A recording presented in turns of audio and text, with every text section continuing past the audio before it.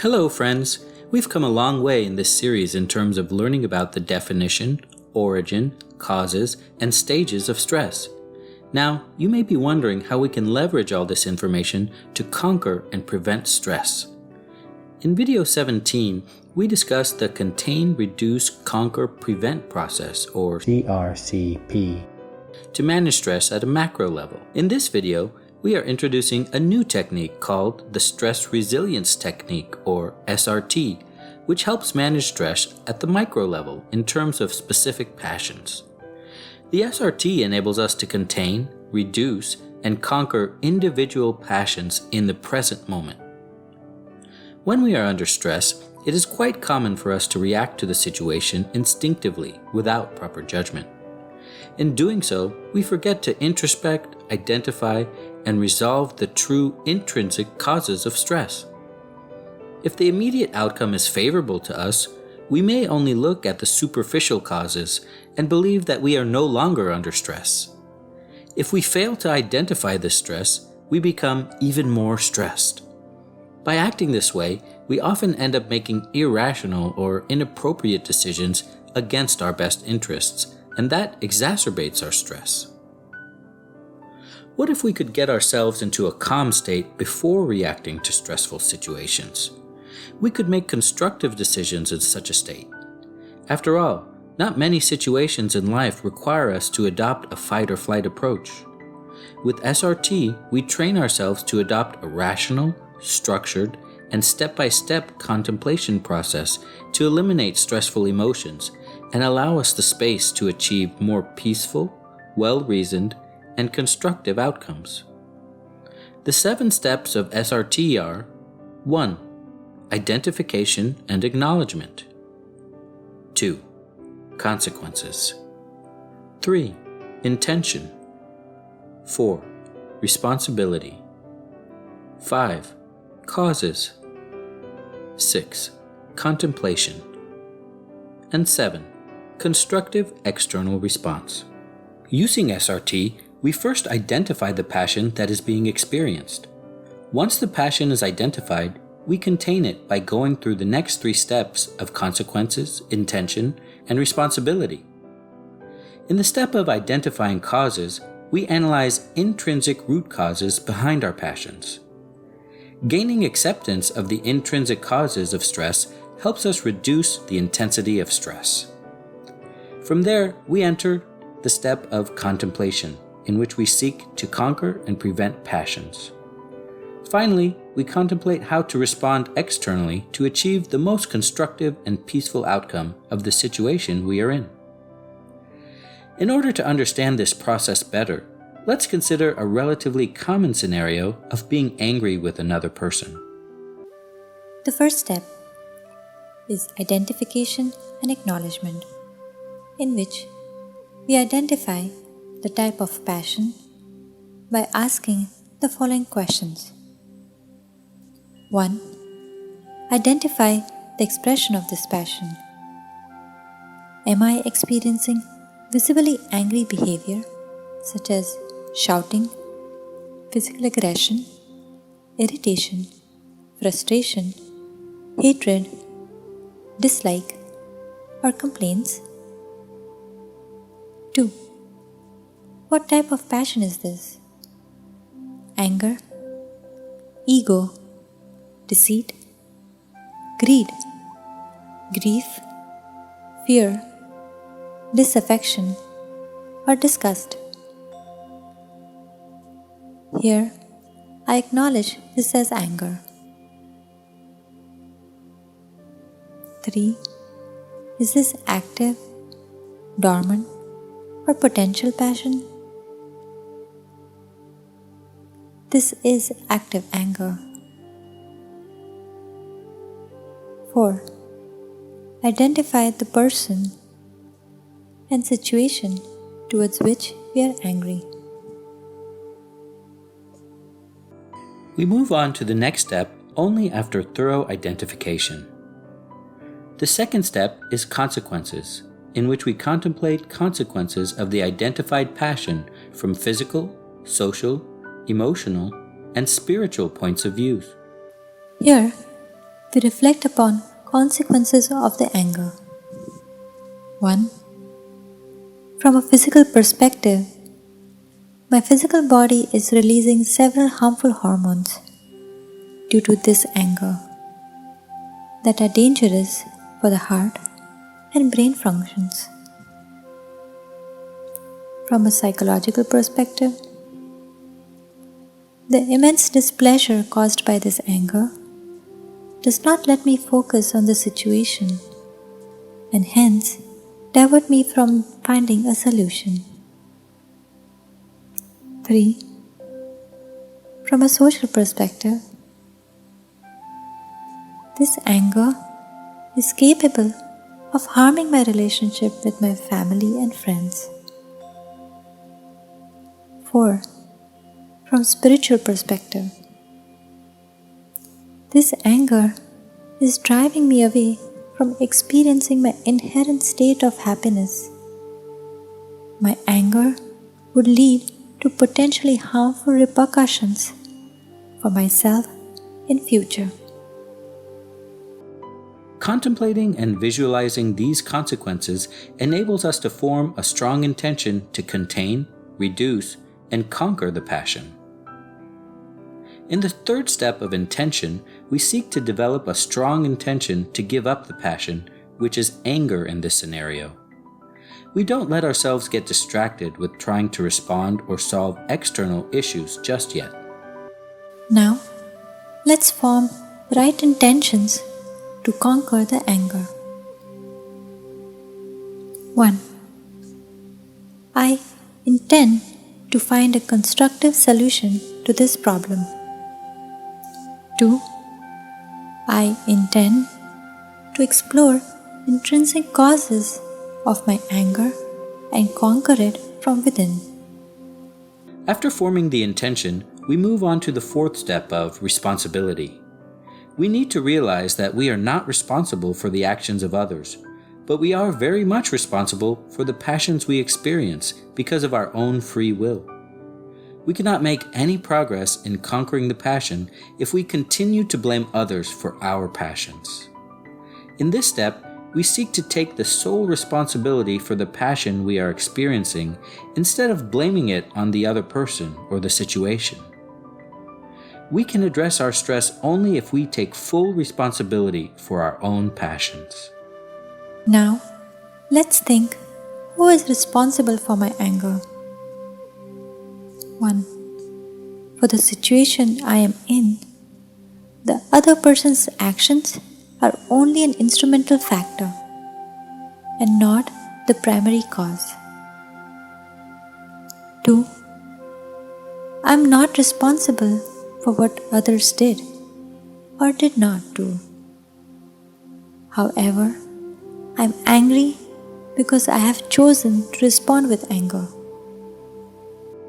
Having taken responsibility for what we feel, we can next move on to the fifth step of identifying the causes of stress. In this step, we contemplate upon the other underlying passions and wrong beliefs behind those passions.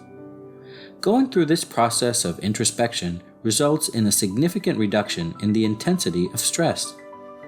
So, what underlying expectations and wrong beliefs resulted in anger? First, identify underlying negative passions behind this anger. The real cause of anger is unfulfilled expectations. In this case, I expected the other person to behave or not behave in a certain way. While I may hope for them to behave in a certain way, it is not desirable to expect that they do what I wish. 2. If I am angry because the other person disrespected me, then my ego is the underlying passion for my anger. If it is ego, then it is necessary to address it by following SRT for ego.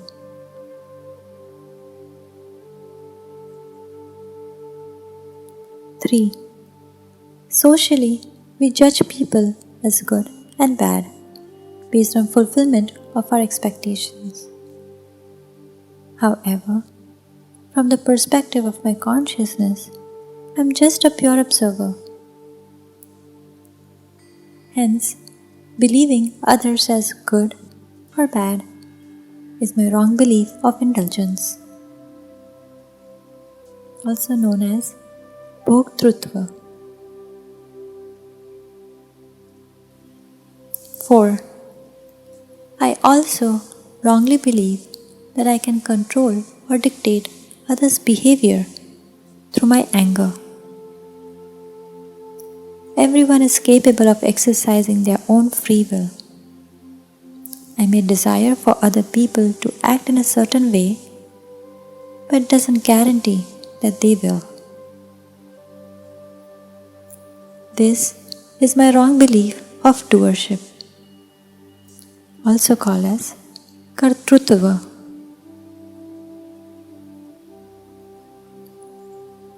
5. Do I believe that anger is worth giving up? It is understandable that I may feel angry in certain situations, either due to lack of self-control or due to the urgency of the situation. But justifying anger as the response, as opposed to being calm, is a barrier to remain stress-free. Now, having identified the underlying causes behind the passion, we are in position to take the sixth step of contemplation in order to conquer the passion. In this step, we first seek to eliminate wrong beliefs and then embrace positive passion to conquer and prevent stress. We would specifically contemplate the nature of ourself as consciousness rather than a body to achieve this goal. Now, in this step of contemplation, let's reflect upon correct beliefs to conquer and prevent anger. 1. My existence is not limited to this body. I am pure consciousness, which is full of intrinsic happiness. 2. The ultimate identity of the other person is also pure consciousness, and I view it as such. 3. My nature as consciousness is to remain a neutral observer and not the one who is affected by the situation. Therefore, I don't believe external events as good or bad to me.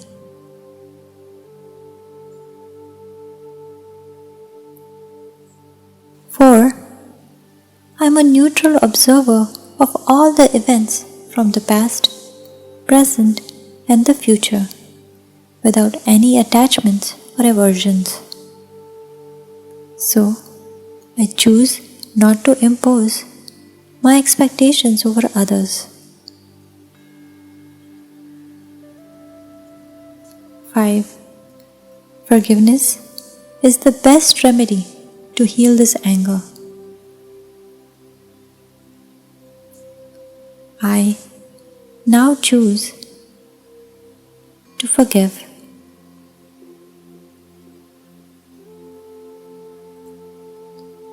6. May the other person forgive me for my resentful behavior. 7. I now choose to remain blissful in my awareness. After going through this step, we have conquered our anger from within.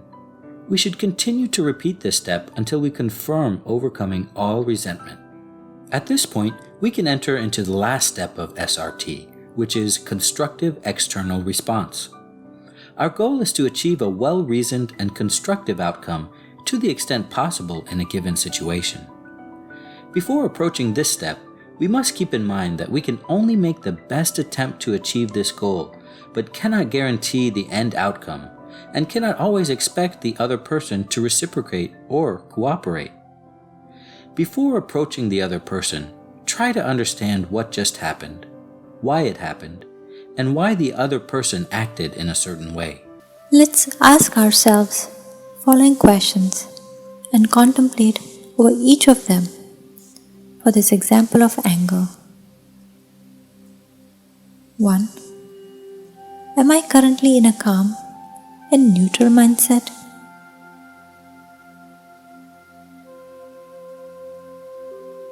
Move to the next question only after you answer yes to this question.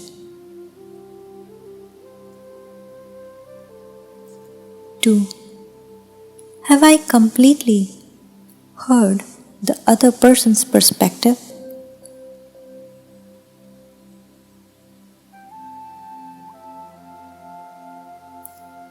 3. Is the other person really at fault?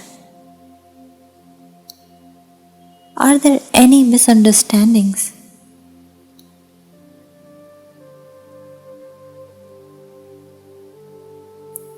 4. Am I expecting too much?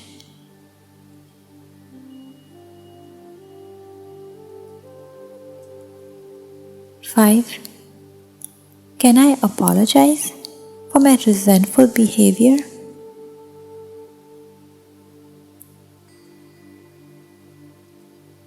6. Is it practical or advisable for me to let go of my preferences?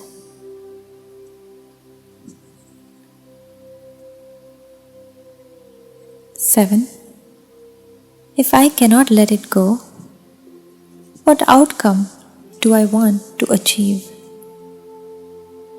And why?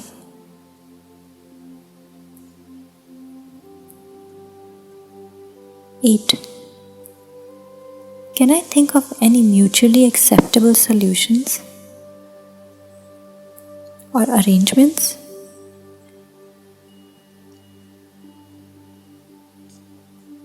9. How can I convey this in a peaceful and constructive manner? 10. Can I remain calm and neutral even if the other person doesn't cooperate or listen to me? There are no fixed set of right or wrong answers to these questions. They allow us to be more systematic in finding the constructive outcome when contemplated with the neutral mindset. Once we have contemplated all these questions, we can then be ready to initiate a conversation with the other person. It is best to initiate the conversation with an apology for resentful behavior, and then stating the intention to engage in finding mutually acceptable solutions. Such an approach maximizes our chances for constructive and peaceful outcomes. It is important to be patient and be ready to accept that mutually acceptable settlement may not be found. If we can be calm and constructive, eventually we can find the best possible and practical solution to any situation. To help you practice SRT, Stress Academy periodically releases various guided SRT contemplations for a wide range of emotions and situations. As always, thank you for watching. If you like this video, don't forget to like, comment, and subscribe.